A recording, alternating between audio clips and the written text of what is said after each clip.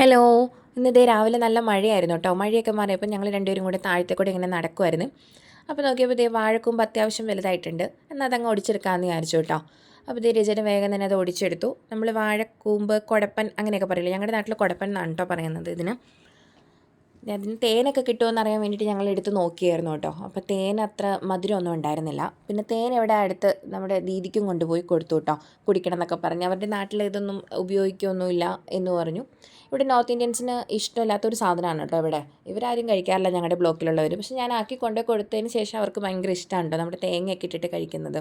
അപ്പോൾ ഇത് ഞാൻ പറിച്ചപ്പോഴേ എൻ്റെ അടുത്ത് പറഞ്ഞു ഞങ്ങൾക്ക് കൊണ്ടേ തരണമെന്ന്. ഇത് അരിയാൻ വേണ്ടിയിട്ട് ഞാൻ നോക്കിയപ്പോൾ എൻ്റെ അടുത്ത് പറഞ്ഞു അതിനകത്തിട്ട് ഇങ്ങനെ വലിച്ചാൽ മതി എന്നും പറഞ്ഞുകൊണ്ട് ഞാനും രചനയും കൂടി എടുത്ത് നോക്കണതാണ് കേട്ടോ. അത് ഞങ്ങളത് അരിഞ്ഞെടുത്തു. അപ്പോൾ അത് ദീദിക്ക് കൊടുക്കാൻ വേണ്ടിയിട്ട് തേനെടുത്ത് വച്ചിരുന്നതാണ് കേട്ടോ. ഉടനെ തന്നെ അത് മഞ്ഞപ്പൊടിയും ഉപ്പും ഓയിലും ഒക്കെ ഒഴിച്ചിട്ടൊന്ന് തിരുമ്മി വെച്ചു. വെളിച്ചെണ്ണ നമ്മളധികം യൂസ് ചെയ്യാറില്ല, ഓയിലാണ് കേട്ടോ യൂസ് ചെയ്യാറ്.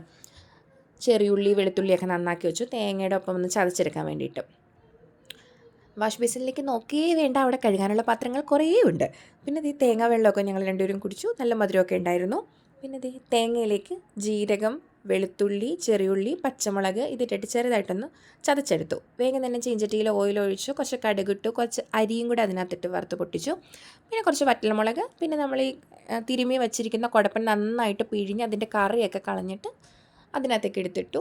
കുറച്ച് കറിവേപ്പിലും പിന്നെ അതൊന്ന് ആയി കഴിഞ്ഞ് കഴിഞ്ഞപ്പോൾ അതിനകത്തേക്ക് വേഗം തേങ്ങ ചതച്ചതും കൂടി ഇട്ടു. കുടപ്പൻ തോരൻ റെഡിയായി.